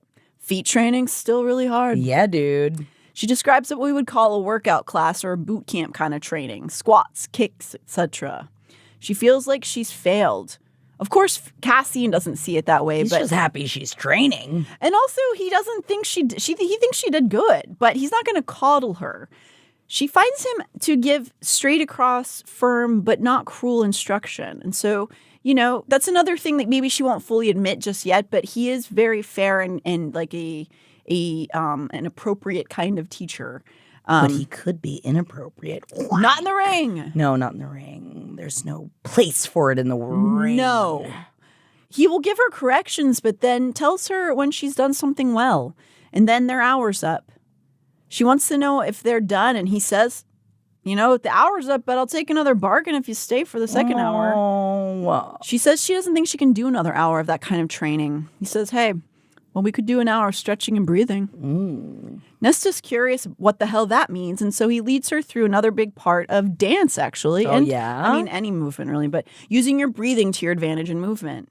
So especially in like modern and contemporary dance, breathing is a big part of warm-ups as well. Like, there's actual full modern dance creators like Martha Graham who began utilizing the breaths as part of the actual movements themselves. Which is also a big part of theater training as well, is learning breath control and like, man. When to expel your breath. Oh, when you're doing the monologue and they're like, breathe from here. Like I had one of those like kind of moments where he's like holding on, he's like, breathe from here. And I started doing the monologue and then I burst into tears as I'm doing the monologue because it just like unlocked something within me. You're like that nun from Sister Act where she's like, I'm just like her, yes.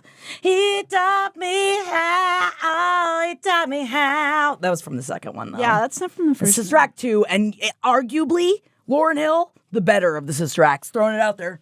That's my hot take. Better of the Sister Acts. Hot take. They're making a third one.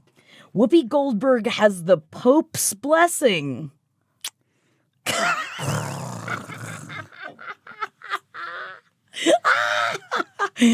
Yeah, I rolled my eyes until they fell out of my head. I was wondering where your eyeballs were. Yeah. They're in my hands. Oh, like that guy from the movie. Like that guy from the movie. So Cass is basically explaining those trainings that if you release the air from your lungs in a burst while you punch or push a weapon forward or something like that, it gives you more power. And before she realizes it, they're back into their training, even though that first hour's up. She's really into it. He takes her through a series of simple movements, but focuses on the breathing. The second hour flies by, and then she collapses to the ring floor, exhausted but exhilarated, maybe? She's not angry, at the very least. She lays on her back and watches the clouds drift past. I bet the view up there is amazing on this pretend mountain. I bet it doesn't it's exist. Cold, too. Well, but it's nice if you're training. Yes. You know? Nesta realizes that her mind, it's probably also way less cold than Windhaven. You know what I mean? Truths. Nesta realizes that her mind has become clearer than any time she can remember in the recent past. Suddenly, without realizing the question would come out of her, she asks Cassian if he enjoys flying. When he says he loves it, we realize that Nesta's thinking about Emery in this moment and her clipped wings. Do you feel seen? I feel seen and Do you heard feel and seen? felt. Clap, clap, clap, Oh my clap, God, clap. that's Sorry, I private. clipped it again. Sorry, I didn't My mean wings it. are private. That is not the face of a sorry face. Oops. Ew. Yeah, I'm really upset. She asks him about her Emery. Why do Illyrians do that to their females? Control, Cassian says. It's clear he's not happy about it. In fact, he and Rhys had banned it during the reign of Amarantha, but some began the ritual again during that time. She can see he feels guilt and anger about this, that he lost control of a lot during those 50 years, like everyone did. It was chaos. Yeah. Something runs through her like compassion, Mm-hmm. and she turns away from the subject to not hurt him any further. She splays out on the mat and asks for a cool down. She also admits something to him, that the training calms down the voices. And girl, that is too real. When you have really high anxiety, some of us really benefit from having to focus on being in the moment with physical contact, physical movement. Yeah, because then you can't obsess over whatever it is that you're thinking about or whatever the voices are telling you. Yeah, you have to be in that moment. And I remember when I was at my worst in my early 20s, ballet class was one of the only things that would give me a reprieve from racing thoughts. Therapy and medication probably would have helped, but... You know, when you're that young, I mean, we didn't know. I didn't know shit. We didn't know. We cut to Cassian in the same moment, and he's experiencing pride and maybe a little relief as he's watching Nesta after her 2 hours. He thinks she did really well for her first listen. He goes over to the water carafe, and he starts to sip water as he watches her. Nesta remained prone, limbs loose, eyes closed, the sunlight making her hair, her sweaty skin, shine. He couldn't stop the image from rising, of her lying in his bed like this, sated, her body limp with pleasure. Keep it out of the ring, Cassian. Keep it out of the ring. I just envision him just like in the corner, like just trying not to stare. Meanwhile, she was doing the same thing before with him and his V, where she's just like, I'm not staring at you. Got both of you keep it out of the ring, you horny little birds. Yes, or get to pecking. Or gets to pecking. He shakes it off and he notices something else. There is color in her cheeks. She almost looks satisfied with herself. He feels a spike of joy that she said that the breathing had helped her. They exchange what could be almost a repartee, and Cassian grins. Nesta doesn't smile back, but there's humor in her voice for the first time in a long while. As she's leaving, Cassian blurts out that he didn't mean that everyone hated her the night before. She halted, her blue-gray eyes frosting. It's true. It's not. He dared one step closer. You're here because we don't hate you. He cleared his throat, running a hand through his hair. I wanted you to know that I don't hate you. She weighed whatever the hell lay in his stare, likely more than was wise to let her see. But she said quietly, And I have never hated you, Cassian. Whoa, this For is Nesta, big. that's basically like saying I love you. This is big, guys. He also can, like, the times that she says his name, like, shakes him to his core. Bro. So he is just blown away as she turns and walks away after those lines, and Cassian is just like, whoa. Ooh. He lets out a breath, his mind sort of blown. Nesta's back in the library at the start of chapter 13 that same day. Good news is her appetite is back. Bad news is Cassian's claiming that the cool down would help her soreness was fucking trash, and he's lying. She's so sore all over, and she still has to spend several hours hauling books up and down the levels.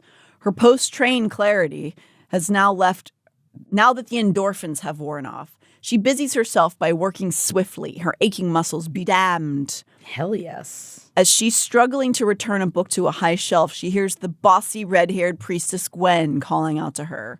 Oh, great, what does she want? Gwen's watching her critically, asking why she isn't using magic to help her reach the high books. Because Nesta's sort of like trying to reach a top shelf and can't. Gwen's like, why aren't you just using magic? Nesta bristles and doesn't directly answer, but Gwyn pushes. Don't you have powers? Mind your beeswax, says Nesta. Damn. Gwen's like, whatever, here's some more books for you not to be able to put away properly since you won't use your magic. Nesta glares at her, but Gwyn doesn't seem to notice or care. She's got other things on her mind. See, Gwyn has made a little fuck up. The priestess that Gwyn is working under, Nesta recalls Clotho telling her it's someone named Meryl, has demanded a tome called Lavinia's The Great War, Volume 7. And Gwyneth accidentally gave her Volume 8! Oh my god! Nail her to a cross! Nesta's less than concerned. She's like, why don't you just tell fucking the lady Meryl? But Gwyn makes it clear that that's not an option with Meryl, who's not very nice. Nesta can see that Gwyn is actually quite distraught over this mistake. And since Nesta isn't familiar with Meryl, who knows what kind of punishment Gwyn might receive? Nesta asks her why it matters. Emotion stirred in those remarkable eyes. Because I don't like to fail. I can't. Gwyn shook her head. I don't want to make any more mistakes. Nesta didn't know how to unpack that statement, so she just said, She doesn't press further, but Nesta knows all too well that the females have arrived here for many different reasons, but all share the common denominator of going through great suffering. Yeah, I feel like it's not fair to have someone that is like having to work for someone that's really mean after they are there because they were traumatized and needed a safe space. That this bitch Meryl needs to have another thing coming to her. But Meryl probably also went through something bad. It's true, but doesn't mean that you punch down. It's true, but maybe Clotho thinks that she Gwyn can learn and grow. Well, Meryl, but also Gwyn maybe needs to face this fear of hers. Yeah. That it's okay if somebody's mean, you can still stand up to them. I guess. And it's a difficult but very important lesson to learn how to stand up for ourselves. It's true. No matter what we've been through in the past, because then you feel like you're not worth it to stand up for yourself, but you are. You are. Right? Now you know it because we just told you. That was really angry. You're welcome. Power of the pussy. Whoa, power to the pussy. Power to the pussy. Gwyn continues that she can't bear the idea of failing the females who took her in, and Meryl would consider this a failure, that she got the wrong book. It's just the wrong book. Ugh, God. Nesta, I guess when all you have to do all day is library stuff. Yeah, all she does is book. So book is all she knows. Book is all that she knows now. Nesta contemplates these priestesses and their lives down here. Gwyn seems to be beside herself for noble reasons. Admirable, though Nesta was loath to admit. Have you left this mountain since you arrived? No, once we come in, we do not leave unless it's time for us to depart. Back to the world at large, though some of us remain forever. Sounds like you're a ghost. Sounds like you're avoiding. But she's a real person. Gwyn further explains that they all have dormitories that face outside and that Rhys has glamored the windows that each of them have in their private quarters so no one can see that they can see outside. That just gave me a thought, though, like when I was reading that if Rhys died, all these different spells and wards and glamours would all just like poof, stop. Yeah. Like the windows would just show up. I feel like hopefully he's got like a notebook that he writes it down in of like, make sure you put this glamour on this building. I hope so. I mean, everyone's got to have a book. I've got now, I'm 1,000 years old and I've started writing down my passwords. Oh, your metaphor inside of my home. Yes. Yes. I've been writing down the passwords because I'm like, they've got to be somewhere in case like I'm the one that runs all the bills. What if I die and Jeff can't get into any of the apps or any of the websites? Oh, we didn't make any kind of plan for that. Got to write it down in a notebook. Oh, God. I'll get you a notebook. Oh, another thing to do in the day. Man, I know. Anyways, Gwyn explains that that's how the priestesses stay underground and don't go crazy. Now, Nesta's invested since she's getting info on these mysterious priestess fae for the first time. She wants to know what they do all day when they're not in the library. And what she describes is kind of like nuns, but I guess not as stuffy kind of. We honor the mother, the cauldron, and the forces that be. They have services at dawn and dusk and on holy days. Nesta's looking like I would, which would be... Yeah.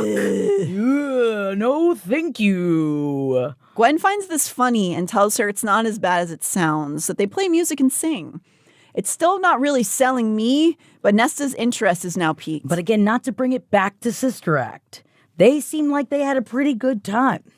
Just saying. You have to be a certain kind of person. I mean, neither one of us, but I imagine that they exist out there and they're very good at it. Sure. I mean, I don't have my wedding ring on today, so I guess I could be married to the Lord God. Maybe I am. Maybe I have to fuck for him. I just forgot to put my rings on. I feel naked. You know when you feel naked all day because my rings aren't on. Well, it does make me paranoid. Because I play with my rings all day long. I don't have my rings on. If I don't know exactly where they are every second, I get really stressed out. Oh, yeah, I know I would be if I didn't know exactly where they were. Yeah. Don't worry, everybody. Don't worry, everyone. It's because I was making meatballs. Okay. I was. All and right. I didn't want to get sexy. meat stuck in my rings. Well, in case you were wondering. I was so... Get out the logs. Chicken logs. Chicken logs. If you recall, she's a great lover and enjoyer of music, and they don't have iPods in Prithian. And so now she's like, oh, you guys have music? Yeah. Interesting. Gwyn then reveals that she was actually a priestess before she arrived in Valaris and her homeland of Sangreva. I guess a lot of them were priestesses before it. Yeah, but right? I don't think you had to be, though. Oh, okay, all right. You just gotta have been traumatized. Yeah, in some fashion, and I guess a lot of the priestesses were. Yeah. Nesta thinks that name sounds familiar, but I don't know if that's something we're supposed to have heard before or if it's referencing something in her childhood. But she thinks she recognizes the name Sangreva. Whatever the case, Nesta notices Gwen's face go pale at the mention of her own past. It seems to send Gwyn on her way as though she can't bear the thought of being asked anything about it. She thanks Nesta for putting the book away that she'd brought and disappears back into the shadowy aisle. Nesta watches her leave and contemplates these priestesses. How she felt something like, again, wait, what? Compassion twice in one day? Her heart grew 3 sizes that day. At least one size. for their struggles, their fears, and that some may never leave the mountain again, as Gwyn had just told her. That some leave and some don't, but they didn't go in and out. They had to sort of either stay or leave. What is this, valet? Come on, I'll pay extra. That's what the priestesses need, is a lounge comedian. Valet. Oh, valet, Oh, but yeah. also a lounge comedian. Yes. The compassion leads her to try something. Now that she knows the house responds to her, she gives it a shot. She asks if it can help her find Volume 7 of The Great War, the book that Gwyn was supposed to get from Meryl. She didn't know how, but she sensed that there was a pause in the air, as though the house was taking in information in. And then a thump sounds on her cart. Oh, wait, that's you. That's me, Natalie. I read them. And then a thump sounded on her cart as a gray leather-bound book with silver lettering landed atop her pile. Nesta's lips curved upward. Thank you. A soft, warm breeze brushed past her legs, like a cat wending between them in warm greeting and farewell. I will say, I remember specifically reading this part because it was like, is it really cat wending between legs and not a cat winding between legs? And I specifically looked it up, and I've been saying it wrong my entire life. Not that I bring it up a lot. Always talking about cats winding. Cats winding between your legs. But I thought that was the phrase. It's wending? It's wending. Aw, Wendy. See, we're all learning things, guys. I guess I've never said that. I probably never needed to use the term wending, but... Yeah, we don't have cat lives. Nope, no cat lives. Just one human life. One boring-ass human life. No, our lives are very exciting. They're very actually. nice. They're very great. I shouldn't be saying that. So, Nesta quickly finds out which office is Meryl's and rushes up to it. She makes her way to Meryl's office, and once given permission by Meryl to enter, she sees a sparsely decorated office aside from the bookshelves, where a stunning hooded priestess sits, Meryl. Nesta describes her as having white hair and light brown skin with, quote, eyes the color of a twilight sky. Sick.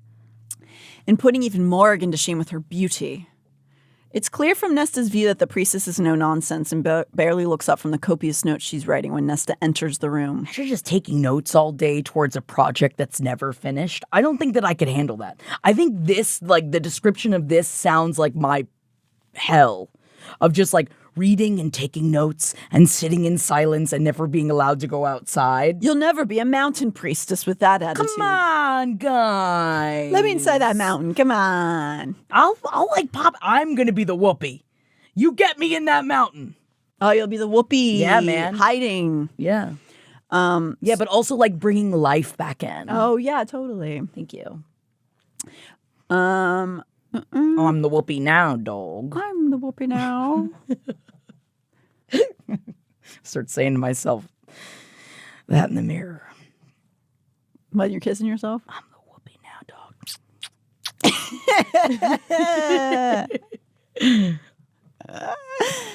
Nesta just kind of plays dumb in this interaction. She basically tells Meryl she's here to drop off books or something. I don't know. And Meryl is like not having it. This is a very pissy priestess. She didn't request books and she's asking where Gwyn is. And Nesta just keeps more and more infuriating this priestess. Me not know Gwyn. Me give book.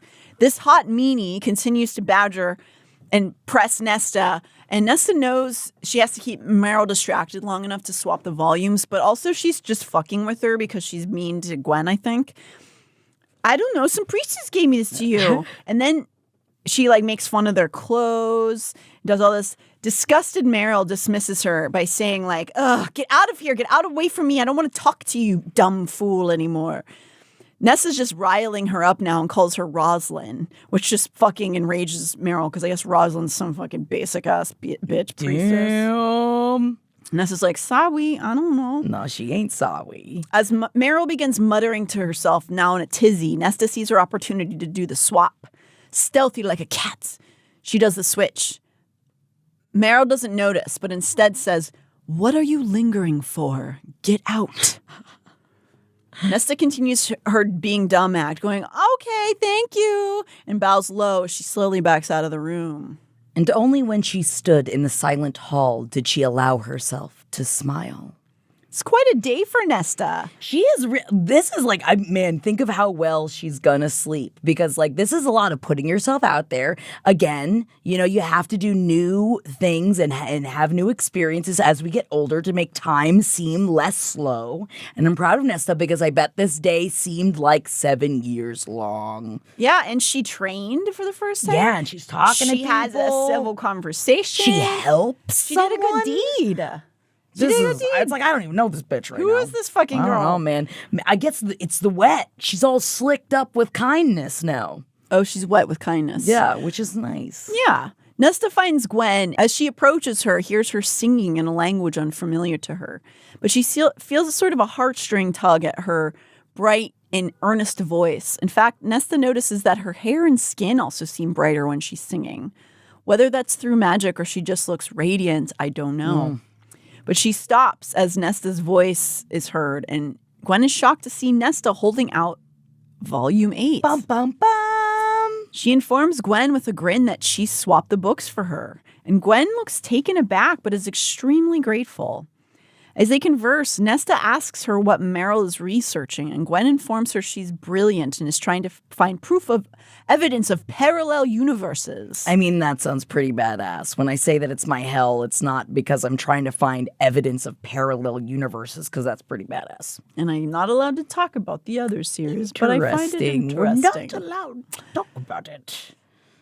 She says that some... Did I tell you I finally finished Crescent City too? No. And now I'm like bulged up for the third one. Soon, couple months, guys. Coming. She tells Nesta that philosophers believe there could be anywhere from 11 to 26 different worlds on top of each other. Whoa. The last one being time itself. Yeah, where's Spider-Pig? Right, guys? Remember Spider-Pig? Right, guys? Spider-Pig? I know the MCU. I've seen a couple of the movies. I thought that was from the Simpsons movie. It is, isn't it? Spider-Pig. But there's also a Spider-Pig in, I was going to say Across the Universe. That's the Beatles movie. Into the Infernoverse. Why did I start talking about it? I don't know anything about it.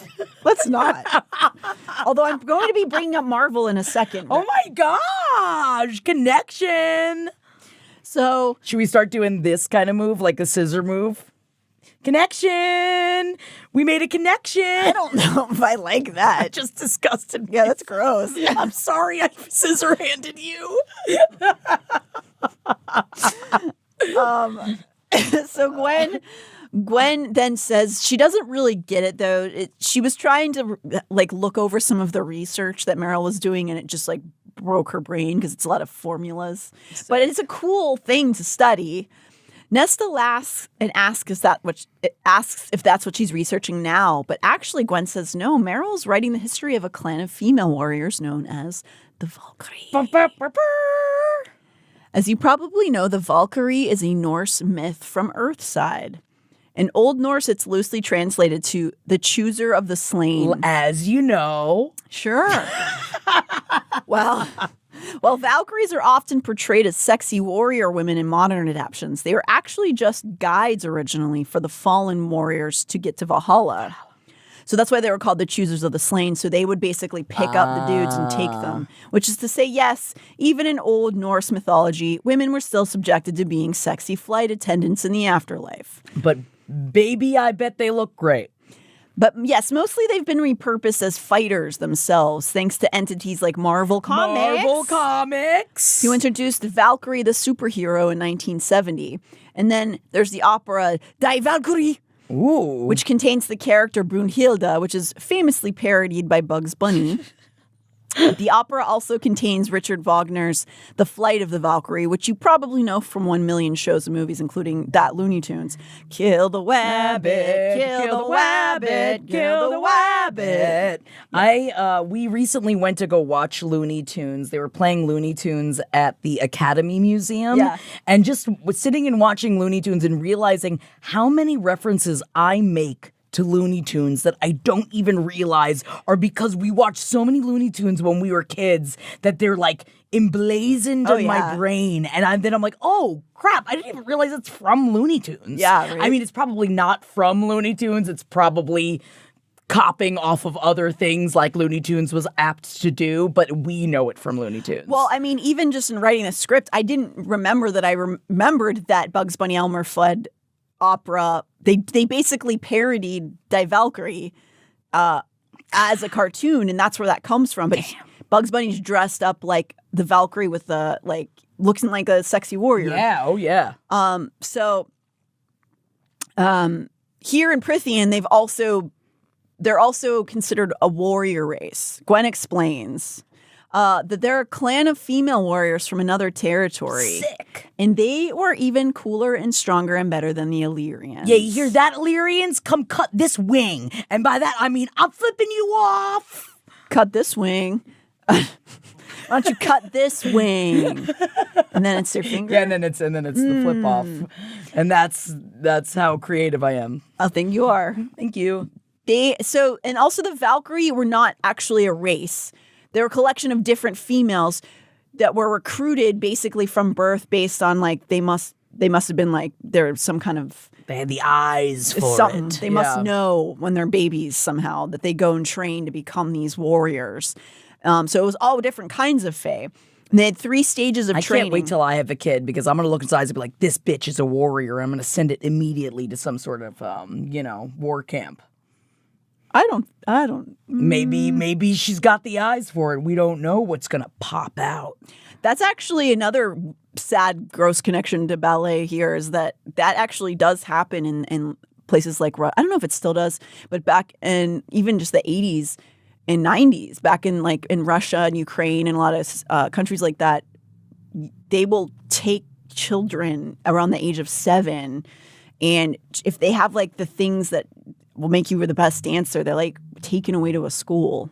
Yikes. I'm just glad I've been fat forever. They never would have looked at me and be like, that one's a warrior. That one's a dancer. They're like, you know what? Leave that little fat one alone. That's why Mom used to tell me I wasn't going to get kidnapped. She said they wouldn't be able to pick me up. Oh, my God. It made me feel better. Good. I had a lot of kidnapping anxieties as a child, so I think she would say whatever it would just so that I would not be worried about kidnapping. Well, in this circumstance, I think the Valkyrie were excited babies to be warriors. Oh, okay, gotcha. That's my guess. Yeah. They're like, yay. So it's probably a good thing. It's probably like a respected position. Right. Yeah. So the Valkyrie used to have, but when they were still around, they had 3 stages of training: novice, blade, and finally Valkyrie, to become one of the highest honors in their land. So it was this grand honor. But where the Valkyrie used to train, that territory was like taken over. It was taken by other fae because most of them died in that Great War 500 years ago, the one the Bat Boys fought in.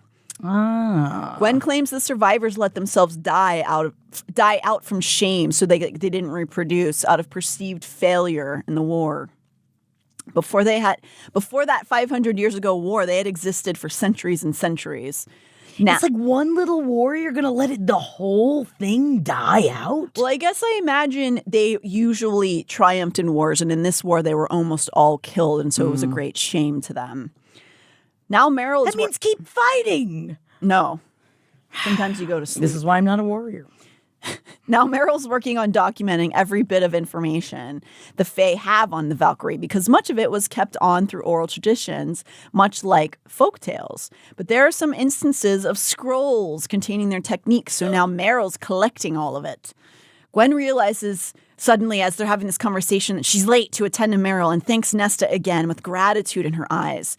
It's too much for Nesta, who's like, God, it's nothing, whatever. Yeah, you're just like a little... Whatever, it's fine. I don't care. Didn't mean it. Whatever. Stop looking at me with thanks. Then Gwyn is gone. We cut to later that evening. Nesta is back at her room feeling something like fulfillment. She had a full day. This is Nesta's day out. It really is. Accomplished things. She was almost kind several times. It seems to give her a sense of, what's that, happiness? What, a smiley Smeely. Maybe not quite there, but Yeah. her mouth is starting to creak. Yes. The house rewards her for her deeds that day. She gets back to her room and a hot meal is already waiting for her on the desk. She devours it and then finds that the house has already run a nice warm bath for her.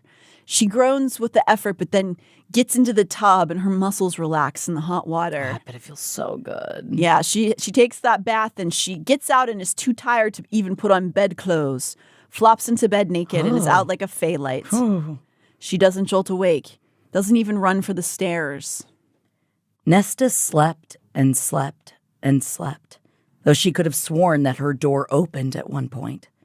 Could have sworn a familiar, beckoning scent filled her room.